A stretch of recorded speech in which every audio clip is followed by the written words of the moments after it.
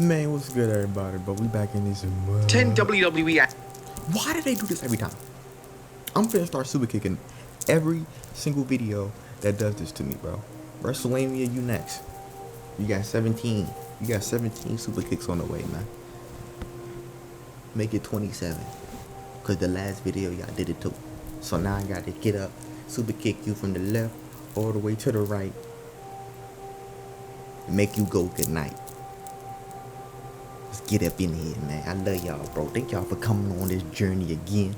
You know what I'm saying? We back in this thing-a-lang. I got way too much energy for just waking up. I need to go back to sleep. I think that's what I need to do. I think I need to go back to sleep. I just woke up, and this is the first thing I'm doing. And I'm sitting here talking about 30 super kicks. I think it's time for that rest. I think it's time. I think it's that time, bro. But anyways, bro, we will get through this thing along. Thank y'all for joining me again, man. I hope all y'all doing well. Right here, oh my goodness, this thing got stuck in that. We got Wrestlelamia, man. 10 failed WWE Attitude Era wrestler comebacks, bro. So honestly, bro, I didn't want to say it, but it's a good amount of people that we don't care about. All right, wrestling is it's a very tough business, bro. One day you're in, the next week you could be, all your momentum can be completely lost.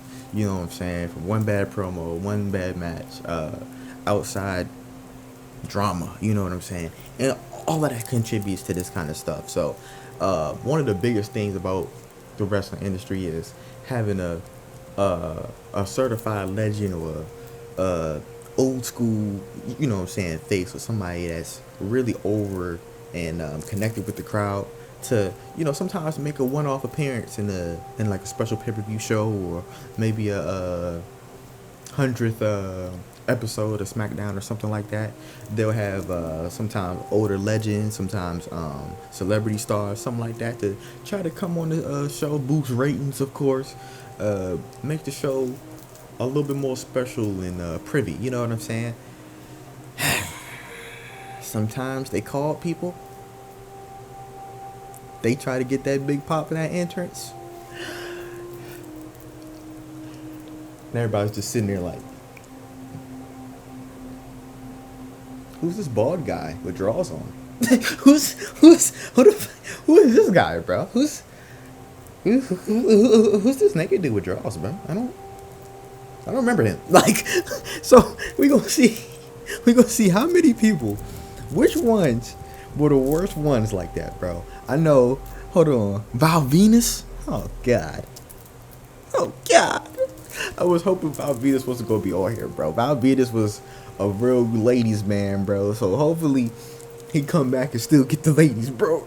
I don't want this man to lose his aura, bro. Don't lose the mojo. 10 WWE Attitude Era gimmicks that just failed to work in the Ruthless Aggression Era. Number 10, Gangrel. God dang it. The Gangrel. No, not Edge's partner, bro. This is supposed to be a vampire dude.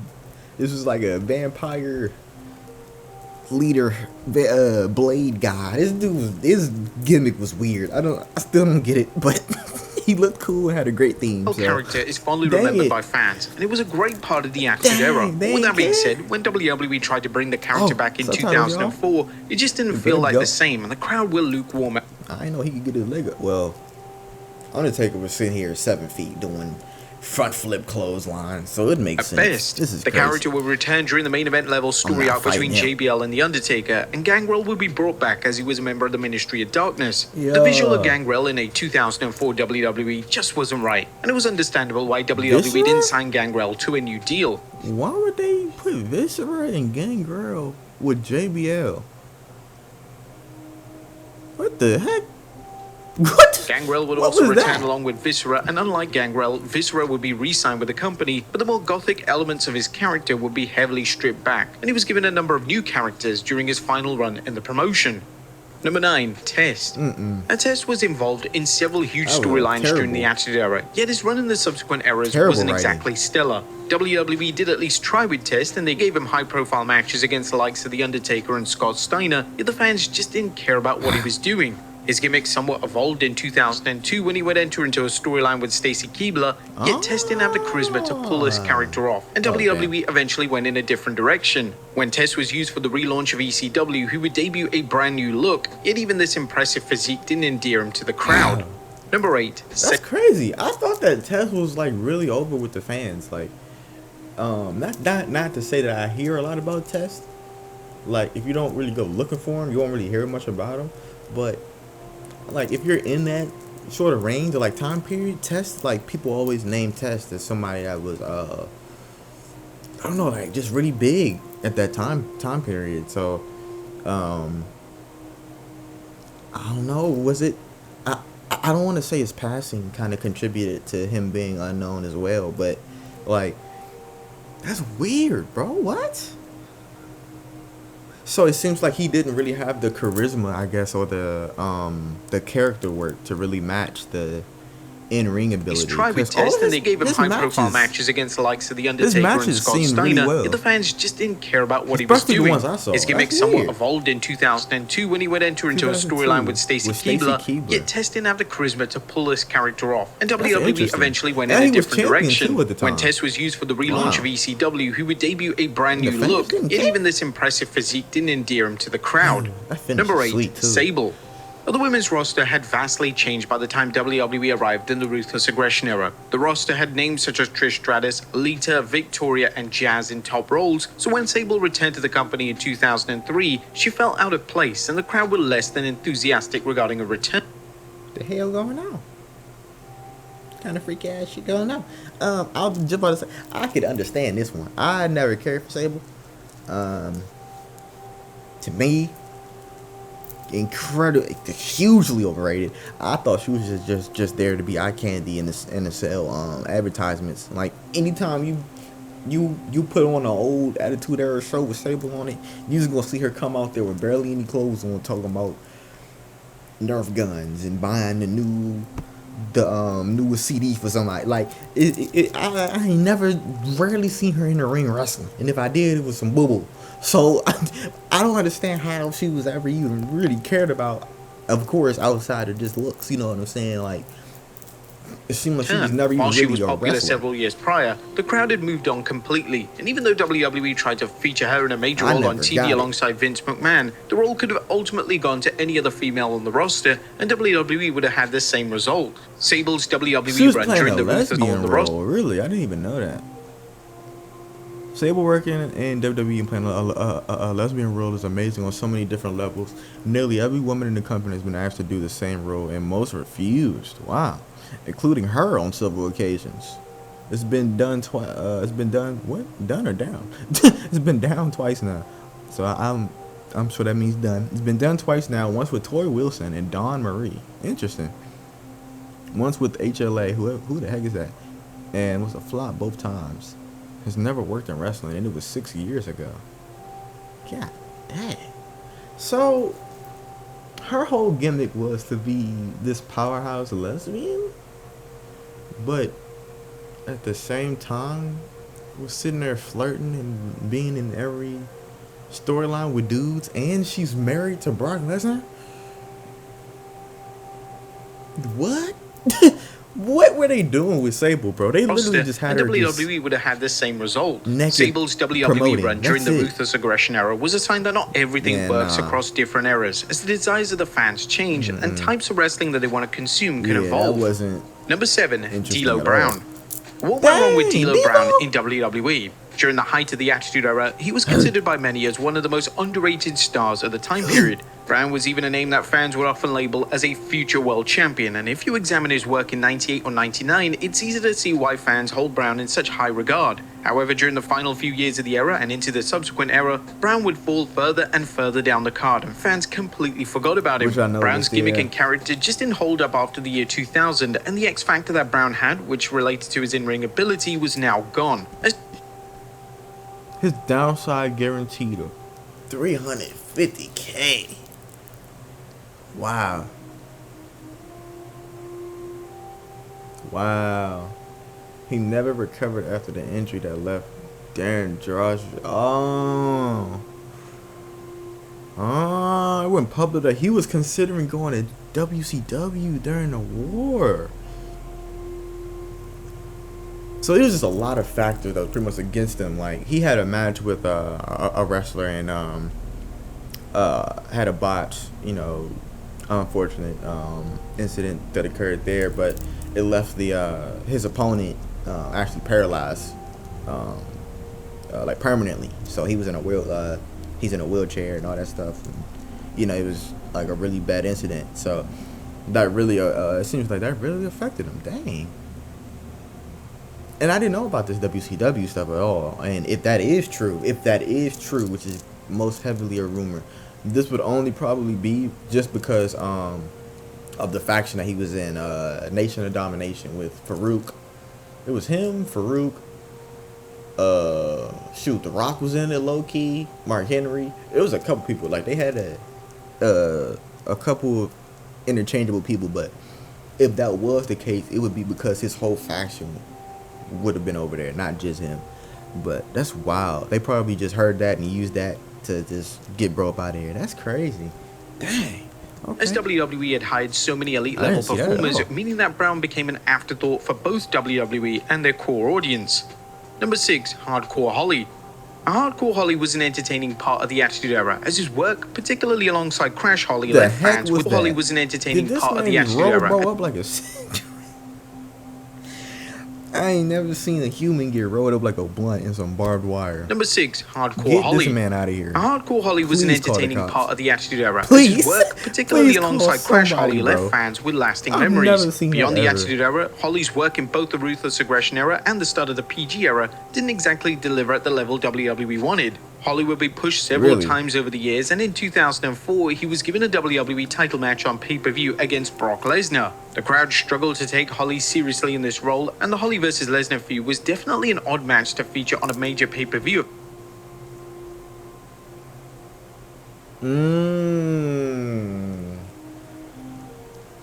Okay. So they're saying, well, this is from Dave Meltzer, which is not somebody that you want to listen to or consider at all, but this is a decent point to consider. Following the new doctrine of more mat-based wrestling makes no sense when you've only got 6 minutes to do a match that both begins and ends the feud in the ring. So it seems like they were just putting him out there for this title shot to just show what he could do, and the match that both of them cooked up was seemingly something that was like a mat wrestling technical match-based kind of thing. Something that you would see more from like Chris Benoit, Kurt Angle, stuff like that. And it seems like they only had about 5-6 minutes to really hit this match and get the heck out of there. And they was just, dang. Other 4 matches were all flat and rushed. The SmackDown title came across so unimportant. That's crazy. And this is Brock Lesnar, who at the time was their biggest star, also was just getting into the business. So you got this huge, gigantic, like 19, 20-year-old putting on all these great matches, and then you give him a veteran like Hardcore Holly, and they put on this horrible match. That's crazy. Events such as the Royal Rumble. That's surprising. In his later years, Holly would work closely with Cody Rhodes, yet Holly often struggled to obtain any sort of reaction. And although his in-ring work was still at the same level, the fans were just ready to see newer stars in Holly's established role. Number 5, Val Venus. When WWE gave Val Venus the adult film star gimmick, they clearly knew that the gimmick had a shelf life. The nature of the gimmick means that there's not really a lot you could do with it. And by 2000, Venus was portraying other gimmicks, and he would even join the Right to Censor faction. After the end of the Attitude Era, WWE would try to recapture the magic of the original character, as Venus would now go under the name of the Big Valboski. Unfortunately for Venus, WWE just didn't want to commit to a decent push, so the gimmick failed to connect with the WWE audience. After some random gimmicks, including an authoritative gimmick, WWE would once again bring the gimmick back in 2003, and at this point, it was more sad than anything else. Nobody wanted to see Venus using the gimmick during the Ruthless Aggression Era, and it was almost painful to see him get such a little fan. trying to be sexy, bro. This ain't gonna support from work the at all. audience. This Venus is would bad. regularly This find is himself not on gonna Sunday work. Night Heat, and whenever he appeared on No, Raw, he was sir. mostly on the show to put over another talent. Go home, Number 4, freakazoid. Billy Gunn. No. Billy Gunn was a key No. part of DX as well as the New Age Outlaws during the Attitude Era, that and finish this is helped Gunn crazy. get insanely over with the audience, so much so that they would give Gunn the King of the Ring victory in 1999. Whilst his popularity definitely dwindled after the 99 King of the Ring victory, they did try to keep him around in featured roles, yet when Gunn was still using his Attitude Era character during the Ruthless Aggression Era, it was evidently a sign that they had zero idea what to do with him. WWE did attempt to freshen up the gimmick in late 2001 with the Billy and Chuck character arc. They keep trying to stick Big Show in just random matches, bro. It's so annoying. It was fun, it really was, because characters like that will really test you if you're good. At that moment in my career, it wasn't that I was stale. It was, am I as good as I think I am in my brain that I can pull this off? So at that point, and it's crazy that he says this now because he's still going, bro. Billy Gunn and his two sons. I think it's called. I'm so sorry, I don't know the other one right now, but he has two sons right now, and they're all in AEW. So the fact that that he said this at this time and he's still going today is insane. And his sons, they got a whole faction going crazy and a whole other brand doing beautiful work, bro. So that's crazy. Like it's Jesus Christ. It's interesting for like each wrestler to like really try to tell you what their timetables are for like their careers. Like you'll have AJ say, "Yeah, bro, I'm not finna go until I'm 50." Like, but then you'll have somebody like Sting or somebody like Ric Flair. Hey, man, I'm 80.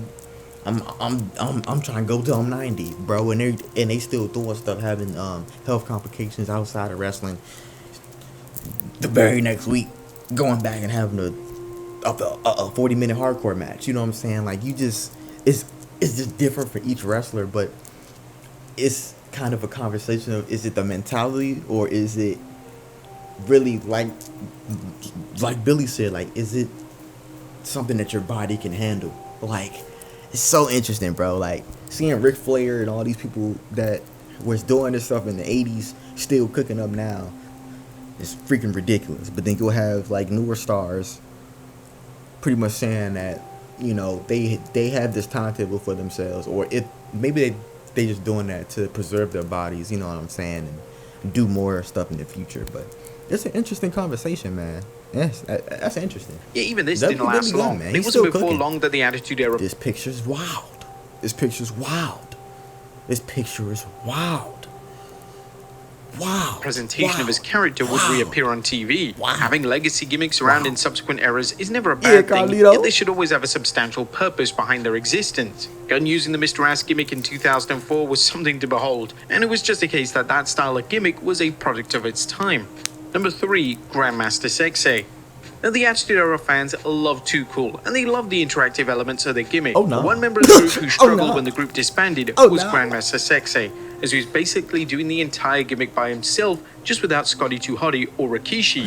In 2004, WWE would bring him back into the fold, and he should have been given a new gimmick, as a dancing gimmick would immediately be rejected by a 2004 audience. Unfortunately, as a dancing gimmick would immediately be rejected by a 2004 audience. Unfortunately, WWE believed they knew better. Ultimately, Sexay's Ruthless Aggression return managed to become one of the biggest flops of the era. In 2011, he would cameo on Raw during the Michael Cole and Jerry Lawler feud, and to say that Sexay received one of the weakest pops imaginable would be an understatement. It was as if the fans had no idea who he was, and there was visible confusion as Sexay did his trademark dance on the way to the ring.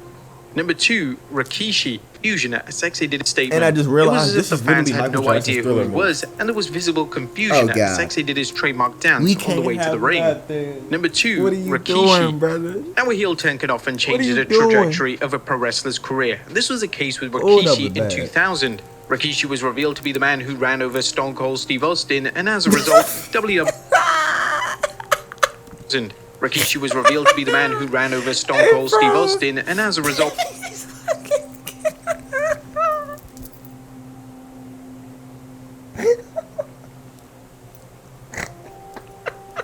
In 2000, Rikishi was revealed to be the man who ran over Stone Cold Steve Austin, and bro, I did it for The Rock. I did it for the people.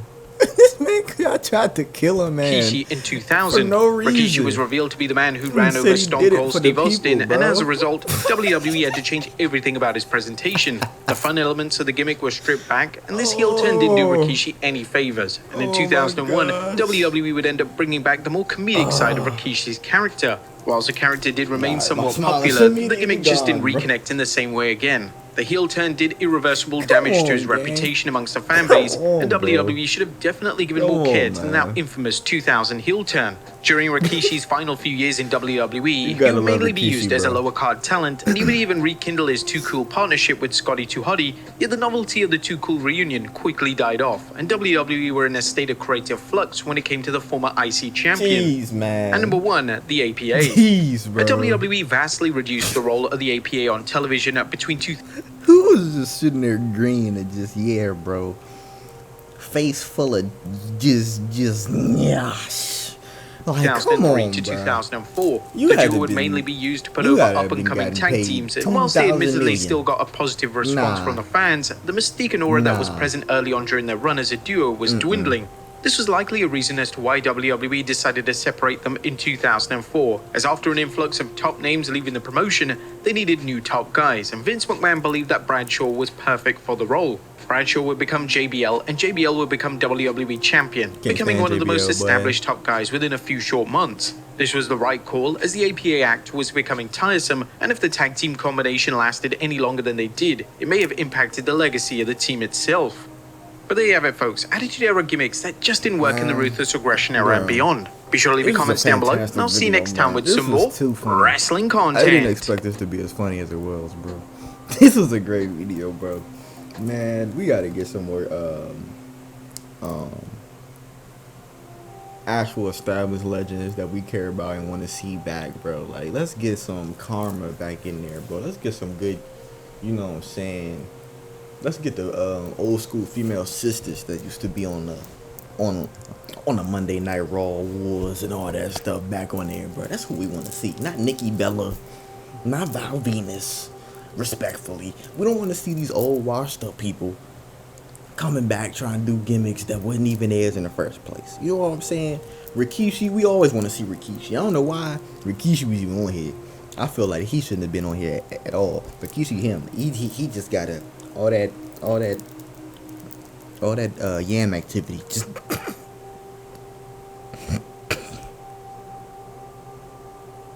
all that yam activity just gotta relax, bro. We gotta figure out something else with that. But Rikishi was him and opened up a long line of the rest of his family to like really cook up. His sons are doing exceptional. Jey Uso cooking up.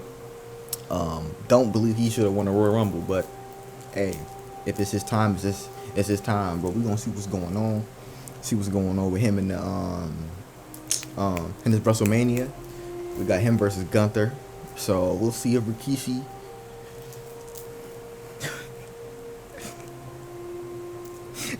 gonna show up again.